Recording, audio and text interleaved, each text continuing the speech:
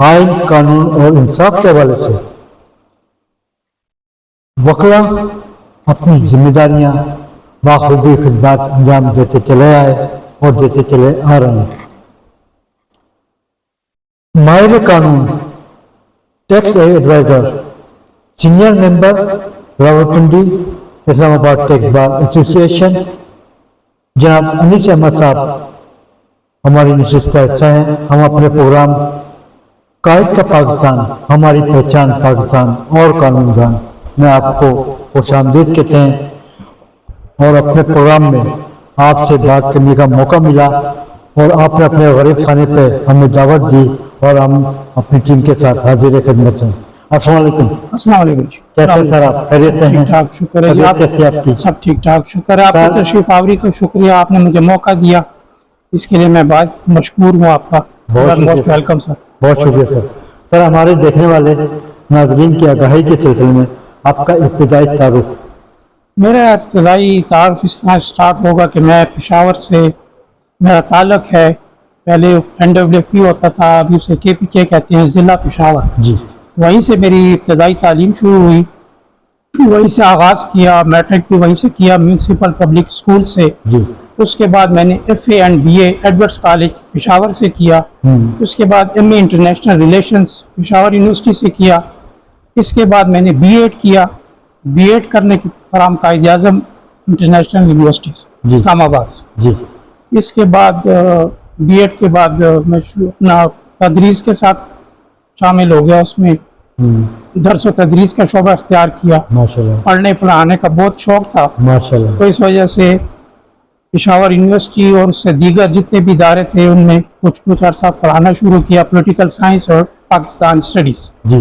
क्योंकि मेरा BA में जो था basic subject economics and political science था। जी। तो उसकी बुनियाद पर पढ़ाना शुरू कर दिया। पढ़ाते हैं उसके बाद सारा सिलसिला शुरू हुआ, पेशावर यूनिवर्सिटी के साथ मुंसलिक हो गया। उसके बाद मैं CSS के लिए तैयारी की 1994 में, बस अनफॉर्चुनेटली मेरिट पे ना आ सका। उसके बाद फिर दर्स व तदरीस का सिलसिला जारी रखा। उसके बाद लॉ करने का शौक पैदा हो गया, को वालिद मरहूम की ख्वाहिश भी थी। कुछ इस तरह के सिलसिले चल रहे थे कि मैंने कहा कि चलें एक बाहर की दुनिया भी देखें, ऐसा प्रोफेशन इख्तियार किया जाए जिसमें पोटेंशियल हो, जिसमें स्कोप हो, जिसमें इंसान आगे चल सके, जिसमें कोई आपके नाम हो, आपका फेम हो, आप चल सकें, इदारों के साथ भी चल सकें और अपनी ज़िंदगी का तरीक़ा गुजार सकें। 2002 में फ्रंटियर लॉ कॉलेज में पेशावर से एक सिलसिला शुरू किया लॉ का। उस वक्त जो एनुअल सिस्टम होता था वो 3 साल का था जी। अभी तो सेमेस्टर हो गए हैं, 5 साल का हो गया जी। अब 4 साल का भी हो गया जी, 4 का है, 5 साल का भी है, सेमेस्टर शुरू हो गया। तो 3 साल के बाद लॉ करने के बाद अप्रेंटिस एक तरीक़ेकार होता है। लॉ करने के बाद आपकी ट्रेनिंग होती है, आपने किस तरह कोर्ट्स में अपीयर होना है, आपका डेकोरम क्या है, आपका क्या चीज़ आपने पेश करनी है, आर्ग्यू करना है, ये सब तरीके आपकी कुछ ट्रेनिंग का हिस्सा होते हैं। इसके बाद आप अप्रेंटिसशिप आ जाती है। ये पहला मरहला जो है लॉ का, जो एक एडवोकेट का जो होता है प्रोफेशनलिज्म का, उसका यही है कि आपने सबसे पहले अप्रेंटिस शुरू करनी है। अप्रेंटिस 1 साल से लेकर 1.5 साल तक उसका मैक्सिमम टाइम होता है। मैंने अल्लाह मग़फ़रत करे सबसे पहले जो पेशावर में प्रैक्टिस शुरू की तो मैंने रऊफ़ रोहिला साहब, एडवोकेट सुप्रीम कोर्ट, उनको ज्वाइन किया। उनके साथ मैंने 1.5 साल अप्रेंटिस की। उनके पास सारे मिसलिनियस केसेस, क्रिमिनल केसेस, इस तरह मल्टी डायमेंशनल किस्म के केसेस थे। उनसे बहुत कुछ सीखा। उनके बाद ख्वाजा मोहम्मद खान गाड़ा साहब, जिनको इंसाइक्लोपीडिया ऑफ क्रिमिनल लॉ कहा जाता है, उनसे काफ़ी कुछ सीखा। उसके बाद फिर मैंने जो तीसरे मेरे उस्ताद मोहतरम थे जनाब बैरिस्टर मसूद कौसर साहब, उनके साथ मैंने इलेक्शन मैटर्स, सिविल मैटर्स, वो बहुत कुछ सीखा, बहुत कुछ देखा उनके साथ ही सारा कुछ करके। उसके बाद फिर मैंने स्विच ओवर कर लिया टैक्स साइड की तरफ। लेकिन इससे पहले टैक्स साइड के आने से पहले बार कौंसिल होती है जी। उसमें अपने अपने सारे डॉक्यूमेंट सबमिट करवाने होते हैं। वो आपको टेस्ट एंड इंटरव्यूज की डेट दे देते हैं जी। पहला मरहला टेस्ट का होता है, उसके बाद इंटरव्यू का होता है। आपने वो इंटरव्यूज, टेस्ट, सारे प्रोसीजर एक जो जस्टिस होते हैं सिटिंग जज जी। वो आपका इंटरव्यू करते हैं। मेरे अल्लाह बख्शे शाहजहान यूसुफजई साहब ने मेरा इंटरव्यू किया और बड़े अच्छे डिस्टिंग्विश नंबरों से टेस्ट भी पास किया, इंटरव्यू भी क्लियर किया। उसके बाद 2011 में लोअर कोर्ट्स का लाइसेंस मिल गया अल्लाह के फजल करम से। माशाल्लाह, बड़ी उसके अच्छी। बाद आपने 10 केसेस अपने सीनियर के साथ करने होते हैं लोअर कोर्ट्स के लिए। जी। उसके बाद एक प्रोसीजर हमारा यही है कि आफ्टर 40 मंथ्स या 3 साल या 40 महीने उसके होते हैं आपके हाई कोर्ट के लिए।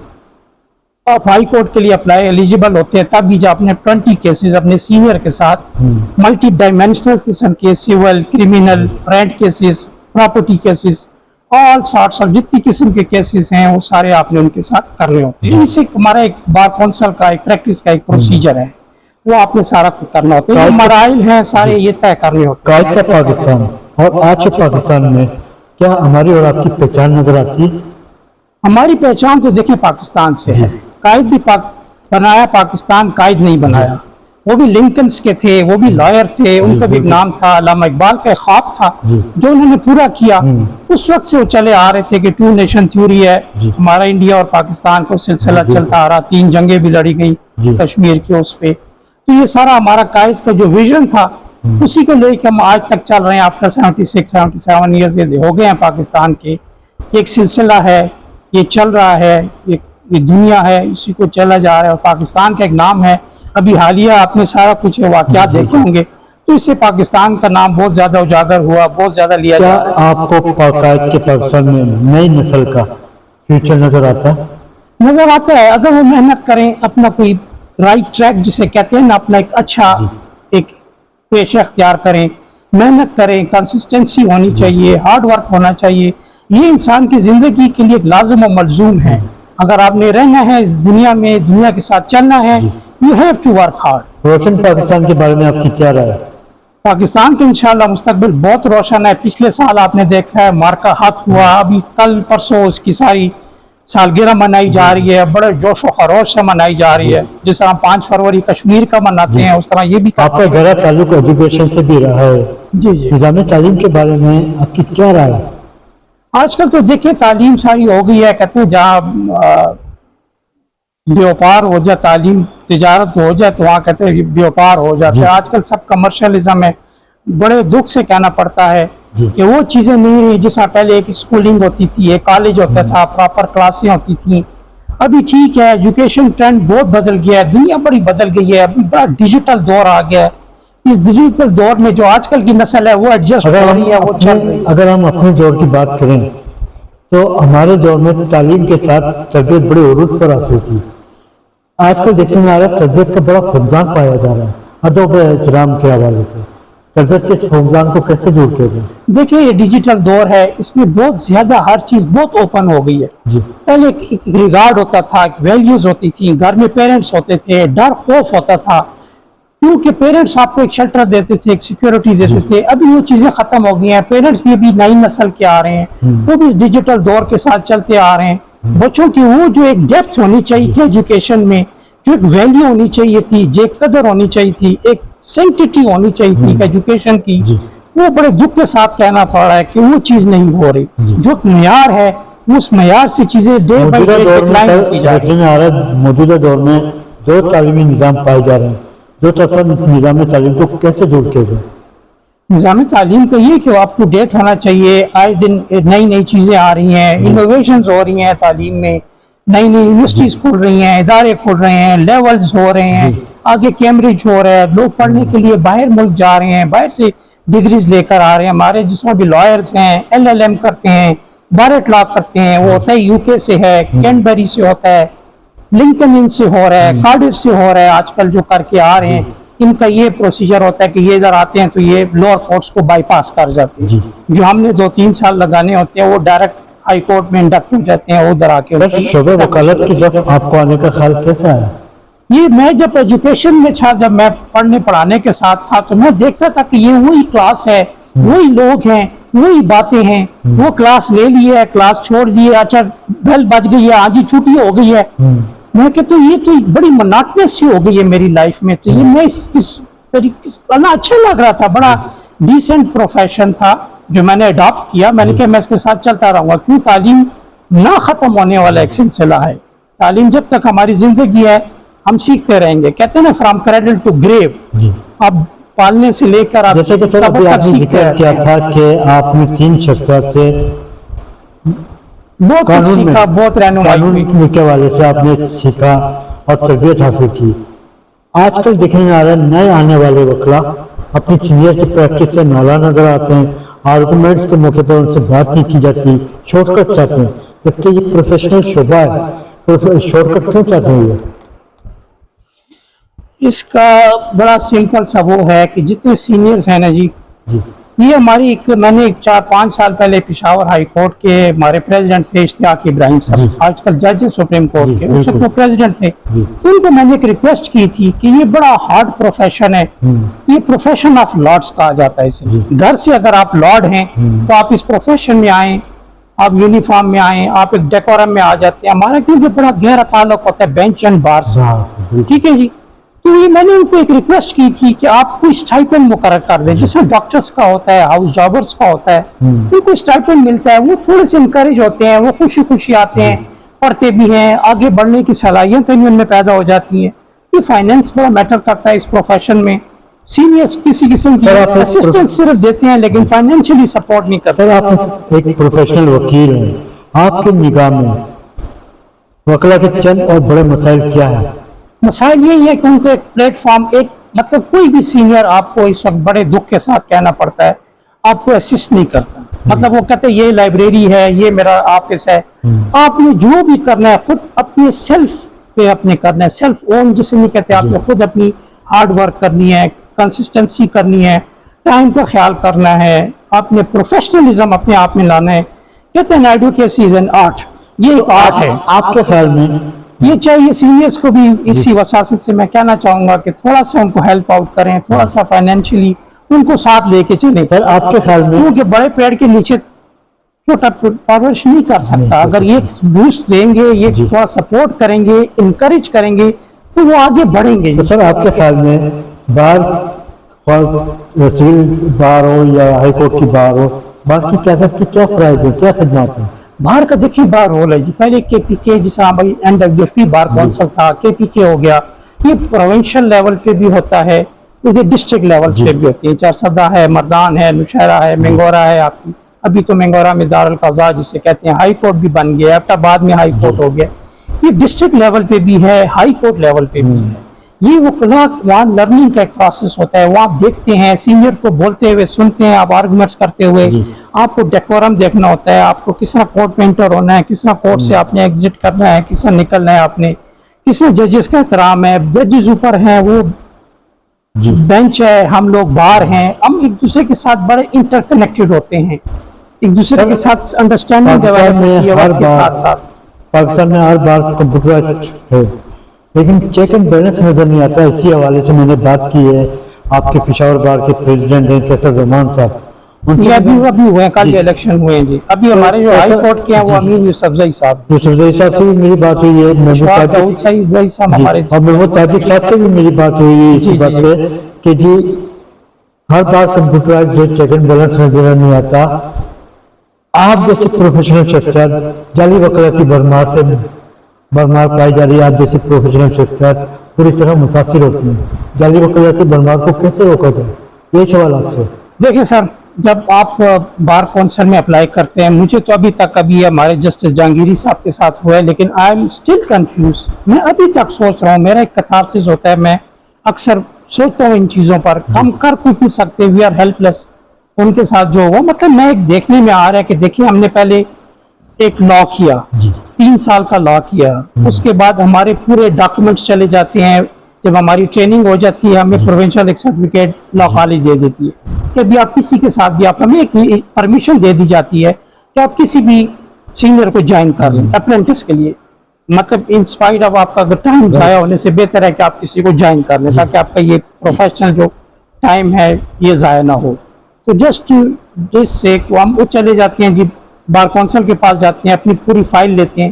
مجھے یاد ہے تقریباً 20-25 ڈیز میں پشاور میں اسی کام میں لگا رہا کہ ہر چیز انہوں نے ایفیڈیوٹس, آپ کے بانڈز, آپ کی فیملی, آپ کی ویجیلنس ٹیم جاتی ہے آپ کے گھر، آپ کی اسکروٹنی ہوتی ہے، آپ کے لا کالج کا دیکھا جاتا ہے، آپ کی ڈگریز اٹیسٹ کی جاتی ہیں، آپ کے پشاور یونیورسٹی سے جا کے کنفرم کیا جاتا ہے بالکل۔ کہ یہ گریجویٹ ہے۔ میرا تو ماسٹرز بھی تھا انٹرنیشنل ریلیشنز میں، وہ بھی دیکھا، پولیٹیکل سائنس کیا، لیکن بس انفارچونیٹلی وہ کمپلیٹ نہ ہو سکا، تو وہ اس کو بھی جا کے انہوں نے ہر چیز کی کر کے کچھ سرٹیفکیٹ دیتی ہے پشاور یونیورسٹی بالکل۔ بار کونسل، جس طرح یہاں HEC ہے نا، پشاور یونیورسٹی ہر چیز کلیئرنس دیتی ہے آپ کو لے کر وہ بار کونسل میں آپ جاتے ہیں۔ یہ بڑا لینتھی پروسیجر ہے، ایک لائر کی پوری ایک فائل بن جاتی ہے، اس کی فیملی کا، اس کا گریجویٹی، اس کی پینشن، ہر چیز لائر بننے کے بعد اس کے بار کونسل میں ہوتی ہے۔ تو بار کونسل کا بڑا اہم رول ہے۔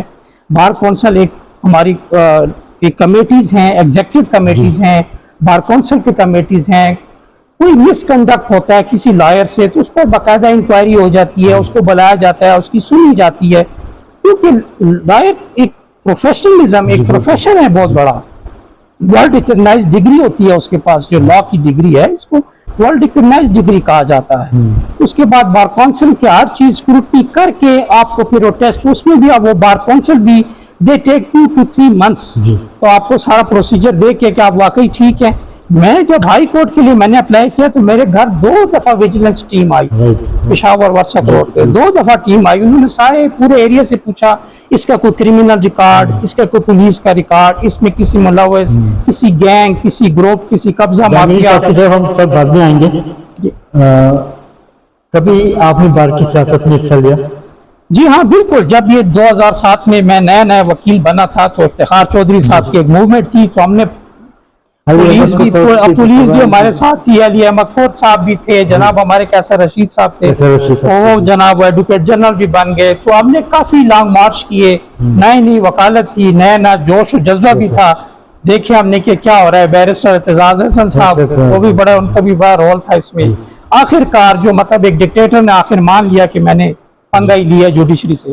جوڈیشری ایک پلر ہے، گورنمنٹ کے 3 آرگنز ہیں، ایک جوڈیشری ہے، ایگزیکٹو ہے، لیجسلیچر ہے۔ ایگزیکٹو کا کام ہے امپلیمنٹ کروانا، لیجسلیچر قانون بنانا ہوتا ہے، اور جوڈیشری اس کو امپلیمنٹ۔ کیا آپ کسی پولیٹیکل پارٹی کا بھی حصہ ہیں؟ مجھے ویسے پرسنلی نون لیگ کے ساتھ تھوڑی سی میری افیلیشن ہے کہ پسند کیا جاتا ہے، کیونکہ آج کل دور بھی انہی کا ہے، اور وہی کچھ کر جاتے ہیں اس ملک کے لیے، کہیں موٹر وے بنا دیتے ہیں، کہیں کچھ کر لیتے ہیں، کچھ بسیں پرووائڈ، کبھی عوام کے لیے جو بہتر ہو ہم اسی کے ساتھ ہیں۔ 2007 سے لے کے موجودہ وقت تک کبھی آپ کو حکومتی سطح پر پیشکش ہوئی؟ نہیں جی فی الحال کوئی بھی نہیں، یہ ساری پالیٹکس بیس ہماری وہ ہوتی ہیں، سیٹیں جتنی بھی ہوتی ہیں ایڈوکیٹ جنرلز وغیرہ ساری، اور باقی ہمارا جو ایک ٹائم کا بھی ہوتا ہے، ایج فیکٹر بھی ہوتا ہے کہ آپ سول ججز وغیرہ جوڈیشری کی طرف جا سکتے ہیں، لیکن میں اپنی ایج شاید کراس کر چکا تھا، وہ 25 ایئر 28 ایئر تک ہوتی ہے۔ سر دیکھنے میں آ رہا ہے کہ آج کل بینچ اور بار میں بڑے تصادات پیدا ہو جاتے ہیں، یہ کیوں ہوتے ہیں؟ یہ دیکھیے بھائی لائرز ہوتے ہیں آلریڈی بڑے ڈپریشن میں، بڑے مطلب ساری رات، دیکھیے it's a very laborious profession, اس کو اتنا آسان اپنا کیا جائے، اس میں every day is a new day, ہر ایک نیا دن ہے، نئی عدالت ہے، نئے جج ہیں، نئے لوگ ہیں، نئے کیسز ہیں، آپ جس کورٹ میں جائیں الگ ایک آپ کو ایک ماحول نظر آئے گا، الگ قسم کے کیسز نظر آئیں گے، تو یہ lawyer already they are very under stress, pressure ہوتے ہیں۔ سر آپ کیا سمجھتے ہیں کہ بار کی قیادت اپنے ذاتی مفادات کے خاطر بینچ کے آگے جھک جاتی ہے، بک جاتی ہے؟ نہیں بکنا بھی نہیں چاہیے، جھکنا بھی نہیں چاہیے، کیونکہ دیکھیں ایکویلنسی آ جاتی ہے جب ڈیورنگ آرگومنٹس، یہ برٹش ایک لا بھی ہے، ایک وہ بھی ہے کہ ڈیورنگ آرگومنٹس آپ بینچ اور بار کا ایک ایکویلنسی ہو جاتی ہے۔ تو اکثر آپ نے دیکھا ہوگا، سنا ہوگا کہ ایڈوکیٹ جو حضرات کھڑے ہوتے ہیں، لرنڈ کونسل ہوتے ہیں، وہ کہہ دیتے ہیں سر یہ ڈیٹ دے دیں، یہ مسئلہ ہے، یہ تو بینچ بڑا تعاون کرتی ہے، اس میں کوئی شک نہیں ہے کہ بینچ اور بار جب دونوں ان کا بڑے انٹر کنیکٹڈ ہوتے ہیں، لیکن سر دیکھنے میں آج کل ساتھ لے کر چلنا پڑے گا۔ فیس ریڈنگ کا سلسلہ شروع ہوا ہے سر آج کل۔ ویسے تنازعات اور آرگومنٹس میں کراس کویسچننگ یہ چیزیں یہ معمول ہے، اس پروفیشن کا ایک حصہ سر دیکھنے میں آ رہا ہے کہ آج کل فیس ریڈنگ کا سلسلہ شروع ہو گیا ہے کہ چرہ شناسائی کے تحت بینچ وکلا کو سنتی بھی نظر آ رہی ہے اور فیصلے کرتی بھی نظر آ رہی ہے۔ بالکل بالکل آپ نے بالکل بجا فرمایا، بالکل ہے، مطلب یہ جونیئرز ایڈوکیٹ جاتے ہیں اور صرف اگر وہ ایڈجرمنٹ بھی لینے جاتے ہیں تو ان کو بھی बेंच पे जो हमारे सीनियर जो बैठे होते हैं वो कुछ ना कुछ कह देते हैं, जज लाएं नहीं एडजस्टमेंट देते, कोई मजबूरियां भी हो सकती हैं, कुछ जनरल प्रॉब्लम्स भी होते हैं, तो वो नहीं करते, मतलब इतना ज़्यादा ताउन नहीं करते जूनियर्स के साथ, क्योंकि नए नए आए होते हैं, उनको भी थोड़ा सा वो भी देखते हैं, इनको भी थोड़ा टफ टाइम। निज़ाम अदल में खामियों का सिलसिला जारी। जस्टिस तारिक महमूद जहांगीर की डिग्री को जाली करार देते हुए इस्लामाबाद हाई कोर्ट के चीफ जस्टिस ने उन्हें नोटिफाई किया। आप क्या समझते हैं कि जस्टिस तारिक महमूद जहांगीर को नोटिफाई करने का हक chief justice Islamabad high court के पास है या सुप्रीम जुडिशल काउंसिल के पास? सुप्रीम जुडिशल काउंसिल के पास होता है, लेकिन रिकमेंडेशन होती है चीफ जस्टिस ऑफ पाकिस्तान की। ये थ्रू प्रॉपर चैनल है, जैसा एक लॉ है ना, एक हायरार्की है, स्टेप वाइज हर चीज चलती है, इसमें आप आगे नहीं चल सकते। जो आपको कानून, जो रूल्स, जो रेगुलेशंस हैं, उसके तहत आपने चलना होता जी बिल्कुल, है, उसको आप बाईपास नहीं कर सकते, ठीक है, एक प्रोसेस है, उसके तहत हुआ है। लेकिन आई एम स्टिल कंफ्यूज कि ये जहांगीरी साहब के साथ आखिर उन्होंने एक लॉ किया, कराची से किया, आखिर उस वक्त इनकी स्क्रूटनी, इनकी विजिलेंस, इनकी मार्किंग, इनकी यूनिवर्सिटी या सिंध यूनिवर्सिटी जो थी या कराची में जो भी थी, उससे इनको इंफॉर्मेशन कलेक्ट करनी चाहिए थी। लेकिन बस इसके कुछ और भी मसले मसाइल थे।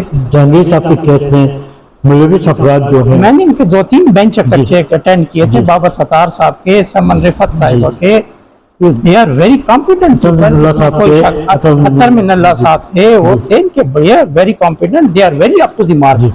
लेकिन बस अभी देखें ना, अभी रिसेंटली बाबर सत्तार साहब को पेशावर भिजवा दिया गया है, जस्टिस क्यानी साहब को लाहौर भिजवा दिया गया, समन रिफत साहिबा को, इतनी कॉम्पिटेंट जज हमारी, हमारे टेक्स्ट कितने अच्छे उन्होंने रिलीफ दिया हमें। अदलिया में खामियां कहाँ पाई जा रही हैं और अदलिया को मजबूत और फहाल कैसे बनाया जाए? देखिए, खामियां तो हर प्रोफेशन में है, सिर्फ अदलिया में नहीं है। आप दुनिया का कोई प्रोफेशन उठा ले, आपको कहीं ना कहीं खामियां नजर आएंगी। हर चीज में कहते हैं मेरिट्स डिमेरिट्स हैं।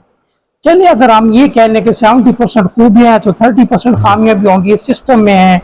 कुछ लोग हैं लॉ अबाइडिंग नहीं होते, नहीं मानते कानून को, कहते हैं मैं हूं तो सब कुछ है, कानून को नहीं किसी नजर में नहीं लाते। लेकिन कानून का देखिए रास्ता बनाता है, हर चीज कानून के तहत आप चलने। एक डिसिप्लिनरी लाइफ होनी चाहिए, जिसमें एक लॉयर की होता है, डिसिप्लिन होता है, सुबह उसने कोर्ट्स में प्रिपरेशन होती है, उसकी आर्गुमेंट्स करता है। एक तरफ आप हाई कोर्ट के एडवोकेट, जिसमें आपने बड़े खिदमत पेश की क्रिमिनल के हवाले से, सिविल मुकदमात के हवाले से, टैक्स की तरफ आने का रुझान कैसे है आपका?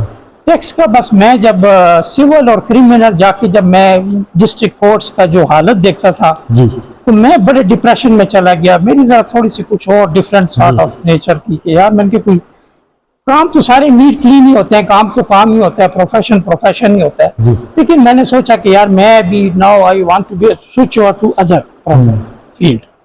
तो मुझे मेरे कजन थे उस वक्त पेशावर कस्टम्स में थे, उन्होंने मुझे मोटिवेट किया कि यार आप कॉर्पोरेट साइड पे क्यों नहीं आते, ये बड़ा अच्छा साइड है, इस पे बड़ा नो डाउट कि ये बड़ा टेक्निकल, बड़े लोग इसमें आए, बड़े छोड़ के चले जाते हैं, किसी को समझ नहीं आती क्यों इसमें अकाउंटिंग, आपका मैथ्स, ये चीज़ें इसमें बहुत इन्वॉल्व है, आपकी अकाउंट्स आपको पता होना चाहिए, क्योंकि ये बहुत वास्ट फील्ड है टैक्स की, इसका कोई एंड नहीं है। कहते हैं ना स्काई इज द लिमिट, तो इसमें स्काई से टैक्स का वकील बनने के लिए क्या शराइत है? टैक्स के लिए आपको सबसे पहले हमारी अपनी एक टैक्स बार है जी, पीछे रावलपिंडी, यहाँ तो रावलपिंडी इस्लामाबाद टैक्स बार है, जिस तरह पेशावर में थी, आरटीओ में थी, पेशावर टैक्स बार एसोसिएशन। हर जगह टैक्स बार की, पूरे पाकिस्तान में टैक्स बार्स हैं, पूरे पाकिस्तान में आरटीओज हैं, एलटीयूज हैं, लार्ज टैक्स यूनिट्स जो हैं, फिर उसके बाद आरटीओ हैं, रीजनल टैक्स ऑफिस जो हमारे हैं, सीटीओज हैं, एमटीओज, ये सारी चीज़ें हमारी आती हैं। ये हमारी हायरार्की है टैक्स की, एक स्टेप्स हैं। जिस तरह आप टैक्स में आपने बताया कि मेरे आने का किस तरह शौक हुआ, तो उसी तरह शौक हुआ, उन्होंने मोटिवेट किया। कुछ मेरी अपनी भी थिंकिंग थी कि चले मैं कर लूँ, लेकिन उन्होंने मुझे काफ़ी हेल्प आउट किया। और मैं इसाक अली काजी साहब थे, टैक्स का बड़ा नाम था, बड़ा फेम था, एडवोकेट सुप्रीम कोर्ट थे उस वक्त भी, उनको रिक्वेस्ट की गई, उन्हीं के वसात से रिक्वेस्ट हुई, उन्होंने मुझे अपने पास कहा कि आप आ जाएं। मैंने उनका चैम्बर ज्वाइन किया, जो मैंने स्टार्ट लिया 2008 में टैक्सेशन का, पेशावर से 2008 में टैक्स मैंने स्टार्ट किया जी। انہوں نے مجھے فائنینشلی سپورٹ بھی کیا اور میرے مینٹور تھے, بڑے ہارڈ ورکنگ اور بڑے ٹیکسیشن کے وہ پورے ایکسپرٹیز تھی ان کے پاس. میں خوش قسمت تھا کہ میں نے ان کو جوائن کیا, بہت کچھ سیکھا, بڑا فرینڈلی انوائرمنٹ میں ان کے ساتھ اس طرح کی میری ایک دوستی ہو گئی. وہ میرے بغیر نہ رہے اور میں ان کے, تو سارے کام جتنے بھی ہوتے ہیں ہم سارے مینیج کرتے تھے, کیونکہ بڑا برڈن ہوتا ہے. کلیکٹریٹ ہے, اس میں اپیلیٹ ٹریبیونل ہے, اس میں ہائی کورٹ ہے. شعبہ کون سا اچھا لگا, ٹیکس کا یا قانون کا؟ ٹیکس میں بھی قانون ہے, اس کے اپنے آرڈیننس ہیں, اس کے اپنے ریفرنسز اس میں ہوتے ہیں, اس میں رولز ہیں, ریگولیشنز ہیں, اس میں امینڈمنٹس آتی ہیں, اس میں ایس آر اوز آتی ہیں, سیچوریٹری ریگولیٹری آرڈرز. ادارہ ایف بی آر, جی چیف کمشنر سے لے کر نیچے تک کا طبقہ کرپشن میں ملوث, کرپشن کو کیسے روکا جائے؟ سر اس طرح آپ نہیں کہہ سکتے, کیونکہ دیکھیں یہ 5 انگلیاں جو ہے تو برابر نہیں ہے. نوٹس جاری کرنا, دیکھیں وہ کرتے ہیں, کسی حد تک کرتے ہیں. ایف بی آر جو ہے نا سر, وہ ایک ریگولیٹری باڈی ہے, وہ ریگولیٹ کرتا ہے. ٹیکس کلیکشن ایک باڈی ہے, وہ ٹیکس ٹارگٹ دیے جاتے ہیں, ٹیکس کلیکشن ہوتا ہے کہ ریونیو کس طرح جنریٹ ہو. وہ تو ریل کی ہڈی ہے. مثال کے طور پہ آپ ٹیکس پے کر رہے ہیں, آپ ہی کو نوٹس بھیجا جاتا ہے, کیوں؟ سر دیکھیں ہم لوگ سمجھ جاتے ہیں نا کہ یہ نوٹس آیا تھا, ہم لوگ تو ایک اس کے ساتھ ریلیٹڈ ہے نا, اسی فیلڈ میں ہیں. ایک آپ شریک کی بھی بات کروں گا, کیونکہ دیکھیں سیکنڈ سیکرٹری سے لے کر اور chairman F B R Rashid Langrial sahib تک, مطلب ایک پورا ایک سسٹم ہے, ایک ہیرارکی ہے. وہ سارے چیفز بھی ہوتے ہیں, ممبرز بھی ہوتے ہیں اس میں, ایڈیشنل کلیکٹرز, ڈی سیز, اے سیز, آڈٹ. یہ بہت بڑا ایک نیٹ ورک ہے, ٹیکس کا بہت بڑا سسٹم ہے. اس لیے میں نے آپ کو بتایا کہ یہ بڑا ٹیکنیکل سائڈ ہے. اس میں آپ کو بڑے ویجیلنٹ ہو کے چلنا پڑتا ہے. اس میں آپ کی ایک ہیرارکی ہے, اسٹیپ وائز سسٹم ہے. آپ کا سب سے پہلے انکم ٹیکس ریٹرنز آتی ہیں سیکشن 114 کے انڈر, انکم ٹیکس آرڈیننس جو ہمارا ہے 2001 کا. اس کے بعد ویلتھ اسٹیٹمنٹ آتی ہے انڈر سیکشن 116 کی آتی ہے. پھر آڈٹ ہوتا ہے 177 کا. وہ ساری چیزیں آپ دیکھنے پڑتی ہیں. پھر آلٹرنیٹ ڈسپیوٹ ریزولوشن بھی ہے بیچ میں. پھر ایف ٹی او ہے, فیڈرل ٹیکس امبیڈسمنٹ. پھر ہمارے ادھر اپیلیٹ ٹریبیونلز ہیں, اس کے چیئرمین صاحب ہیں, اس کے ممبرز ہوتے ہیں, ممبر اکاؤنٹس ہیں, ممبر جوڈیشل ہیں. جوڈیشل جو ہے تو سینئر لائرز لیے جاتے ہیں تاکہ تمام اداروں کے ساتھ پاکستان کے 2 اہم شعبے میں اپنے اہم شعبے رکھتے ہیں, تعلیم اور صحت. بجٹ کے موقع پر تعلیم اور بجٹ میں 5%, 3% بڑھائے جاتے ہیں, کیوں؟ تعلیم پہ آپ کی بات بالکل بجا ہے, تعلیم پہ ان کو فوکس کرنا چاہیے. یہ ہمارا بھی بجٹ آ بھی رہا ہے, تو یہ ان کو ایک اسکیم بنانی چاہیے, ایک طریقہ کار بنانا چاہیے. بزنس کمیونٹی میں تحفظات پائے جا رہے ہیں کہ انہیں بجٹ کے موقع پر شامل نہیں کیا جاتا. بزنس کمیونٹی کے تحفظات کو کیسے دور کیا جائے؟ دیکھیں ٹیکس اور بزنس کمیونٹی یہ انٹر لنکڈ ہے, چولی دامن کا ساتھ ہے, اس کے بغیر نہیں چل سکتا. ایک بزنس مین سے وہی آتا ہے آپ کے پاس ریٹرن بناتا ہے, 5 سال تک آپ اس میں آڈٹ ہو سکتا ہے, اس کے بعد نہیں ہو سکتا. یہ بھی 177 سیکشن ہے. پھر اس میں ریفنڈ کیسز بھی ہوتے ہیں. آڈٹ میں اگر آپ کوئی ڈیفالٹ کر دیا, اس میں ڈسکرپنسیز ہو گئی ہے, فراڈ ہو گیا ہے, کوئی آپ نے کوئی ڈکلیئر کچھ چیز انلیگل نہیں کی, اس میں ڈکلیئر نہیں کر سکے آپ کوئی چیز, آپ نے چھپا دی ہے, ٹھیک ہے نا جی, اس پہ بھی ایک الگ سے ایک سیکشن ہے. تو وہ آپ کو چیز آ کے آڈٹ والے اس کو آپ کو چیک کر لیتے ہیں. آپ کو پھر اس کے بعد آپ کمشنر اپیل کے پاس جاتے ہیں, آڈٹ سے نکل کے 127 ہے انکم ٹیکس آرڈیننس کا, اس کے تحت آپ جاتے ہیں. اس کے بعد آپ اپیلیٹ ٹریبیونل میں چلے جاتے ہیں سیکشن 131 کے تحت. اس کے اپیلیٹ ٹریبیونل کے بعد پھر آپ ایف ٹی او میں بھی کچھ لوگ چلے جاتے ہیں, کوئی ادھر ہی ریزالو کر لیتے ہیں معاملہ کو لے دے کر کے, کچھ کر کے. پھر اس کے بعد آپ ہائی کورٹ چلے جاتے ہیں, سپریم کورٹ ہے. مطلب جسٹ ٹو گیٹ ریمیڈی نا, just to redress their grievances. جو لیٹیگنٹ ہوتا ہے وہ پھر جاتا ہے. عوام الیکٹرسٹی, گیس, فیول قیمت میں سب سے زیادہ ٹیکس عوام اور بزنس کمیونٹی. اس وقت جو آپ کو 2 چیزیں بہت زیادہ ٹاپ پہ ہیں, جو ایک آپ کی لیوی جو ہے یہ پیٹرول سے آپ کو حاصل ہوتی ہے, اور ایک آپ کی الیکٹریسٹی سے. آپ کی کنزیوم ہوتی ہے بجلی. اگر گھر کا 100 یونٹ ہے تو اگر 3000 بل ہے, تو آپ جب آخر میں اس کو کیلکولیٹ کریں گے تو 9-10 ہزار تک آپ کا بل بنا ہوگا. کیونکہ کچھ پتہ نہیں ہے گورنمنٹ کدھر سے جنرل سیلز ٹیکس لگا دیتی ہے, کس میں کیا میٹر چارجز لگا دیتی ہے, سروس چارجز لگ جاتے ہیں, ٹی وی کے چارجز لگ جاتے ہیں. تو بڑی چیزیں ہیں اس میں. یہ چیزیں ایک گورنمنٹ کو آنے والے بجٹ میں اس میں بجٹ بنے گا, اس کے بعد ہمارا ٹیکس کے فائنانس ایکٹ ہمارا بنتا ہے, اس میں انکم ٹیکس امینڈمنٹس ہوتی ہیں, سیل ٹیکس میں امینڈمنٹس ہوتی ہیں, رولز چینج ہوتے ہیں, شیڈیول آ جاتے ہیں نئے. آپ کی نگاہ میں حکومت حالات کو مد نظر رکھتے ہوئے اخراجات کم کیوں نہیں کرتی؟ یہ دیکھیے ابھی ریسنٹلی انہوں نے ایک جو پیٹرول جو 3 ہفتے جو انہوں نے گورنمنٹ عوام پہ جو بوجھ ڈالا, یہ انہوں نے بہت زیادتی کی ہے. گورنمنٹ کے خود ادارے بول رہے تھے کہ ہمارے پاس ابھی ریزرو پڑا ہوا ہے پیٹرول 3 ہفتوں کا.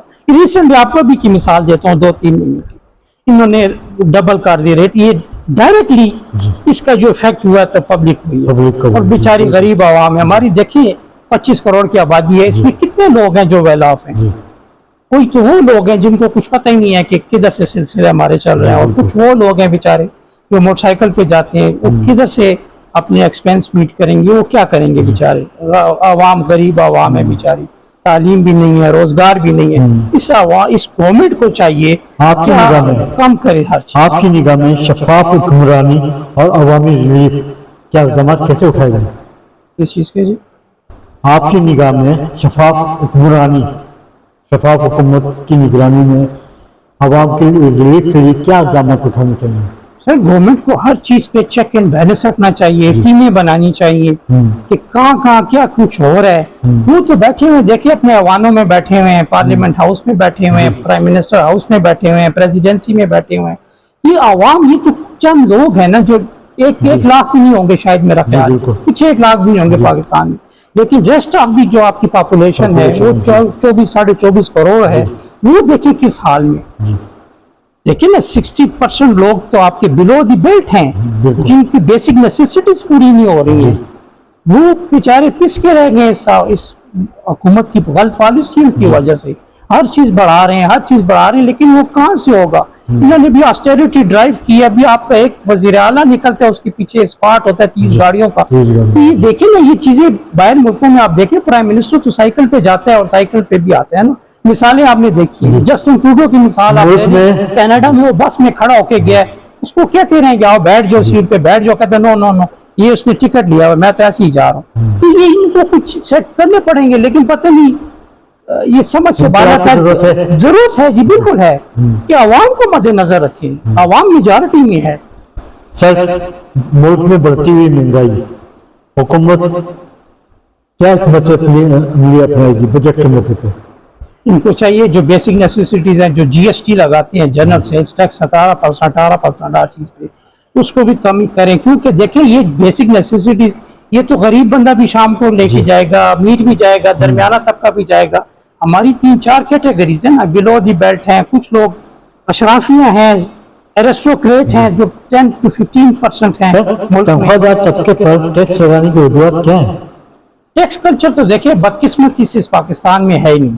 سہولتیں مانگتے ہیں یو کے کی, امریکہ کی, کہ ہمیں وہاں کی طرح سڑکیں دی جائیں, وہاں کی طرح بسیں دی جائیں, ہمیں وہاں کی طرح پروٹیکشن دی جائے, وہاں کی طرح پینشن دی جائے. بورن بیبی, نیا جو بچہ بھی پیدا ہوتا ہے تو اس کو بھی کہتے ہیں وہ نیشنلٹی مل جاتی ہے وہاں. یہاں اس پاکستان میں وہ چیز ہے, لوگ بیسیکلی دل برداشتہ ہو گئے ہیں اس سسٹم سے. وجہ وہ یہی کہتے ہیں کہ ہم ٹیکس دیتے ہیں. There are 2 types of taxes. ایک ڈائریکٹ ٹیکسز ہے, ایک انڈائریکٹ ٹیکسز ہے.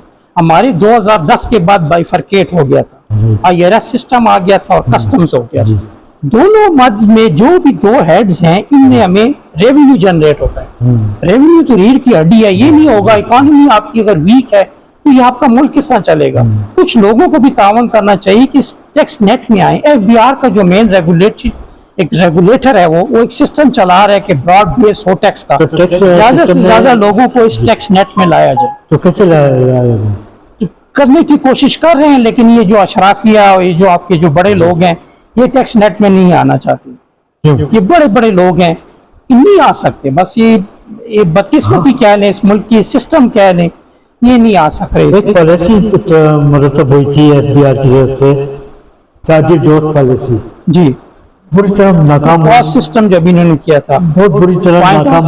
پوائنٹ آف سیل جو ہے انہوں نے بہت بری طرح ناکام. 1 روپیہ بھی دیکھے نا, انہوں نے کہا تھا نا 25 کروڑ کی آبادی, اگر 1 روپیہ بھی روز ہیں تو 25 کروڑ روپیہ آ جائے گا.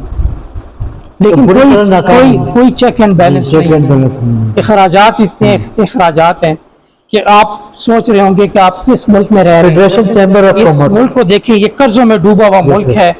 یہ IMF federation chamber of commerce جی، اور جی. تمام چیمبرز، صوبائی چیمبرز جو ہیں وہ ریڑھ کی ہڈی رکھتی ہیں بزنس کمیونٹی کے لیے. جی جی ان کی کیا خدمات ہیں سر؟ کافی خدمات ہیں جی. لاسٹ ایئر میں جب ہمارے ایکس پریزیڈنٹ تھے فراز فضل صاحب جی. رتبہ کے، جی انہوں نے کافی کاوشیں پنڈی بار کی ہیں. کے. پنڈی اسلام آباد بار جی. کے فراز فضل صاحب ہیں. جی. ابھی تو نعیم الحق چودھری صاحب جی. آ گئے ہیں. یہ میرے سینئر بھی ہیں اور جی ہمارے پریزیڈنٹ بھی ہیں جی. اس بار کی.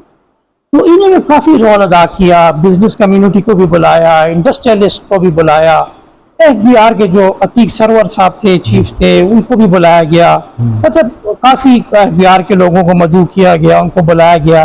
عوام کے تجارت جو کرنے والے لوگ تھے، جو تاجر حضرات تھے، جو دکاندار تھے، ریٹیلر تھے، ڈسٹریبیوٹرز تھے، سب کو انہوں نے بلایا اور سب کو ایک چیمبر میں بلا کے ان کو باقاعدہ انوائٹ کیا گیا. ان کی سنی گئی. انہوں نے اپنے مسئلے مسائل پیش کیا. پھر ہمایوں اختر صاحب آئے، جی. پرائم منسٹر کے جو ایڈوائزر ہیں، وہ بھی ہمارے ساتھ ہی بیٹھے ہوئے تھے. کافی کوسچن آنسر سیشن، میں بھی اس میں تھا. وہ ہم نے کافی 3-4 گھنٹے کی نشست اٹینڈ کیا. باتیں تو سب کرتے ہیں، ازالہ کرنے کو کوئی تیار نہیں. انہوں نے خود اپنی مثال دی کہ میری اپنی کوک کی فیکٹری تھی، تو اس نے پتہ نہیں، انہوں نے میرا سیمپل لینا چاہتے، مجھ سے پیسے مانگے، میں نے نہیں دیے. انہوں نے بیچ میں چپل ہی ڈال دی. جی. تو یہ کہتے ہیں کہ اس طرح کے بہت واقعات ہوتے ہیں. اگر آپ اس پاکستان میں آپ نے رہنا ہے تو آپ کے اس سسٹم کو آپ نے سمجھنا ہے، تو اس سر سسٹم کے ساتھ چلنا ہے آپ کے آپ نے. تجربات کی روشنی میں پاکستان کو کیسے مضبوط پائیدار بنایا جائے؟ سر جی دیکھیں، 2 چیزیں ہوتی ہیں سر. ایک پولیٹیکل سسٹم ہوتا ہے، جی. ایک اکنامک سسٹم ہوتا ہے. اس کے بعد آپ کا انفراسٹرکچر آتا ہے. جی. آپ کو اس میں ایجوکیشن آتی ہے، آپ کی ہیلتھ آتی ہے. یہ بھی بیسک ہے نا. ہر انسان کی ایک ایجوکیشن کی بھی ضرورت ہے تاکہ اس میں شعور آئے. جی. اس نے زندگی کس طرح گزارنی ہے، طور طریقے کس طرح کرنے ہیں، لائف کے اپ اینڈ ڈاؤنز آتے ہیں، اس میں کس طرح مینیج کرنے ہیں.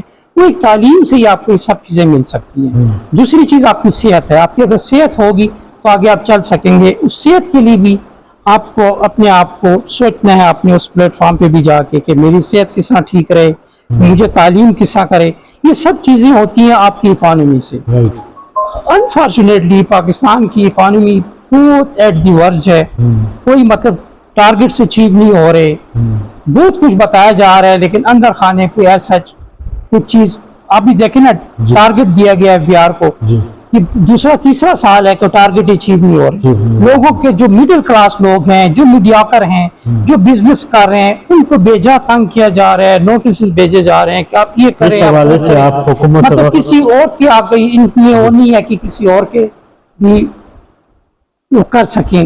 لیکن بس وہ اپنی اسی دائرہ کار میں چل رہے ہیں. براڈ اینڈ ٹیکس بیس ان کی پالیسی ہے. جی. FBR کا ایک مین موٹو ہے کہ یہ اس کو ہم براڈر کریں گے. اس ٹیکس نیٹ کو زیادہ سے زیادہ لوگوں کو ٹیکس نیٹ میں لایا جائے گا تاکہ آپ کی اکانومی مضبوط ہو. آپ کی اکانومی ہوگی، آپ کا پولیٹیکل سسٹم ہوگا. پولیٹیکل سسٹم ہوگا، انفراسٹرکچر ہوگا، آپ کی ہیلتھ ٹھیک ہوگی، آپ کے بچوں کی ایجوکیشن ٹھیک ہوگی، آپ کو ایک اچھا فرینڈلی انوائرمنٹ ملے گا.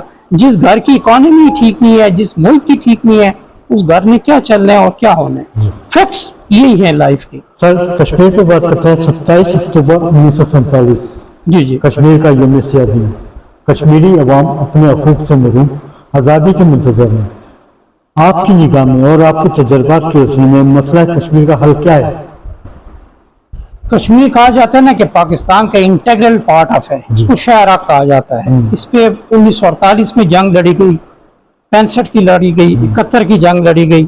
یونائٹڈ نیشن کی ریزولوشنز اس پر پاس ہوئی. باقاعدہ ہر چیز پہ ڈیبیٹ ہوئی. 5 جو بڑے ویٹو پاور سے انہوں نے بھی تسلیم کیا. لیکن بدقسمتی سے انڈیا کا جو ہے، بھارت جسے ایک ہیجومناسٹک ڈیزائنز ہیں اس کی نیگیٹو پراپاگینڈا ہے. اگر یہ کرے، پاکستان بھی دیکھیں اس پہ، یہ ایمیکیبلی سالو ہو سکتا ہے. ذوالفقار علی بھٹو صاحب، بے نظیر صاحبہ، مشرف، جتنے بھی گزرے ہیں ہمارے ڈکٹیٹرز، ہمارے پریزیڈنٹس، پرائم منسٹرز، سب نے اس کے لیے بڑی کاوشیں کی ہیں کہ کسی طریقے سے معاملات جو ہمارے دریا ہیں یہ بھی معاملات حل ہو جائیں. بے تحاشا کشمیریوں کی جانوں کا نذرانہ 78 سال گزر گئے. یاسین کو آپ دیکھ لیں، ان کی جو سر بیگم ہے. میں اسی طرف آؤں گا سر. 78 سال گزرنے کے باوجود سفارشی تعلقات نظر نہیں آتے. اقوام متحدہ خاموش تماشائی بنا ہوا ہے. حل کیا ہے؟ یہ اقوام متحدہ نے جب ریزولوشن پاس کی تھی تو اسی وقت اس کا حل کر لینا چاہیے تھا. نہرو کے دور میں ہوئی تھی. پھر یہ تو قائد اعظم سے ایک سلسلہ چلتا آ رہا ہے چلا نا. یہ بھی آپ 5 فروری بھی گزری ہے, اس میں ریلیاں نکلتی ہیں, پبلک نکلتی ہے باہر, بینرز ہو جاتے ہیں, ٹی وی پہ کوریج ہو جاتی ہے, ریڈیو پہ آ جاتا ہے, سارا کچھ ہو جاتا ہے, لیکن اس کے بعد پھر خاموشی ہے. اس کا الٹیمیٹلی حل جنگ ہے, لیکن جنگ پاکستان اس پوزیشن میں نہیں ہے کہ پاکستان متحمل نہیں ہو سکتا کہ پاکستان جنگ لڑ سکے. پاکستان کے ساتھ تو کوئی اور پاور شامل ہوں, جس طرح آج کل ایک سلسلے چل رہے ہیں, تو دیکھیں نا آخر اس کا حل کیا ہوتا ہے, ٹیبل ٹاک ہوتی ہے. ان کو دونوں کو چاہیے انڈیا بیٹھ جائیں, آپس میں کچھ مذاکرات کریں, کوئی نیگیٹیوٹی چھوڑیں, کوئی پازیٹیو سائڈ پہ آئیں, کوئی لے دے کریں, کوئی گیو اینڈ ٹیک ہوتی ہے ہر چیز کا. مودی سرکار جنگ کا مطلب ڈسٹرکشن ہے, تباہی ہے. مودی سرکار کا اندھا قانون, کشمیری لیڈر یاسین ملک زندگی اور موت دیکھیں موت کی کشمیر کشمکش میں جیل میں قید ہیں. مشال ملک صاحبہ انصاف کی فراہمی کے حوالے سے در بدر کے دروازے کھٹکھٹا رہی ہیں. آپ کیا سمجھتے ہیں کہ مشال ملک کی کاوشوں سے یاسین ملک کو کوئی انصاف مل پائے گا؟ دیکھیں جس عارفہ صدیقی کیا تھا, اس نے صرف ایک اسلحہ ایک اٹھا کے صرف ایک نمائش کی تھوڑی سی, ابھی تک وہ بیچاری کن صحبتوں میں کس مشکلات میں پڑی ہوئی ہے. اسی طرح یاسین کے ساتھ بھی ہوا ہے, اس بیچارے کو بڑا اذیت, بڑی اگنی, بہت تکلیف دہ مراحل سے ابھی تک وہ گزر رہا ہے بیچارہ, just for the sake of freedom, کہ ہمیں آزادی مل جائے, میرے اور لوگوں کو آزادی مل جائے. لیکن آزادی کے نام پر یہ کچھ بھی نہیں ہو رہا, نہ پاکستان کی کوئی سپورٹ ہو رہی ہے, نہ یونائٹڈ نیشن اپنا کوئی رول ادا کر رہا ہے, نہ یہ بڑے جو 5 ویٹو پاورز ہیں, نہ یہ کوئی رول ادا کر رہے ہیں. یہ کہتے ہیں نا permanent thing is your national interest. جب اس میں لوگوں کو کشمیری کو نیشنل انٹرسٹ نظر آئے گا, یہ سارے بیٹھ جائیں گے, سارے اپنے اپنے چیزیں حل کریں گے. مشال ملک صاحب آئی تھی ہائی کورٹ, لاسٹ ٹائم میں گیا تھا, بیٹھے تھے, وہ بھی کہہ رہی تھی کہ کچھ ہمیں ریکمنڈیشن دی جائے لائرز کی. تو کافی لائرز نے ان کو سپورٹ کیا, ان کے ساتھ وہ یکجہتی کا اظہار کیا کہ چلیں یہ کشمیر ہے, سب کے آپ کا مسئلہ نہیں ہے, پورے پاکستان کا مسئلہ ہے, اور سب لوگ چاہ رہے ہیں کہ یہ آزاد ہو جائے. یہ ایک انٹیگرل پارٹ ہے, شارہ کہا جاتا تھا. اس میں 3 جنگیں بھی لڑی جا چکی ہیں, مطلب ایک تلخی سی بھی آئی ہوئی ہے, نیگیٹو پروپاگنڈا بھی ہے اس میں. سر اگر بات کی جائے فیلڈ مارشل عاصم منیر, وزیر اعظم پاکستان محمد شہباز شریف کی, حال ہی میں انہوں نے کشمیر کو اجاگر کرتے ہوئے کشمیر کی آزادی کے سلسلے میں عالمی سطح پر آواز بلند کی ہے. آپ کا سمجھتے کہ ان دونوں لیڈران کی وجہ سے مسئلہ کشمیر حل ہو سکتا ہے؟ امید ہے جی انشاءاللہ. ہمارے جو فیلڈ مارشل صاحب ہیں, تو یہ ذرا میں کافی عرصے سے ہم بھی دیکھ رہے ہیں کہ کافی ان کا ایک الگ سا سٹائل ہے, الگ سا سسٹم ہے, الگ سی ان کی سوچ پالیسیز ہیں. تو آنے والے وقتوں میں ہم امید رکھ کی جا سکتی ہے کہ یہ بہتری کی طرف آئیں گے. ایران امریکہ جنگ بندی کے تحت پاکستان کو اہمیت حاصل ہوئی ہے, پاکستان جاگ اٹھا پوری دنیا میں. آپ کیا سمجھتے ہیں کہ پاکستان کچھ اپنے ذاتی مسائل حل کرنے میں کامیاب ہوگا؟ جی بالکل ہوگا جی. دیکھیں اس کے بڑے اچھے وہ تھے, IMF نے دیکھیں اچھی آفر کر دی ہے, UAE نے کر دیا آپ کو, سعودی عرب نے آپ کو بلا لیا, اور ملکوں کے ساتھ آپ کی آئے دن ہر 4 گھنٹے کے بعد آپ دیکھتے ہیں ڈار صاحب بیٹھے ہوتے ہیں, کسی نہ کسی فارن منسٹر کے ساتھ, کسی نہ کسی منسٹر کے ساتھ. وہ ایک اٹس اے گڈ جسچر جی. دیکھیں کہ آنے والے وقت اور بھی اس سے اچھی ہمیں امید رکھنی چاہیے. We should be optimistic, pessimistic نہیں ہونا چاہیے کہ جو ہو گیا سو ہو گیا.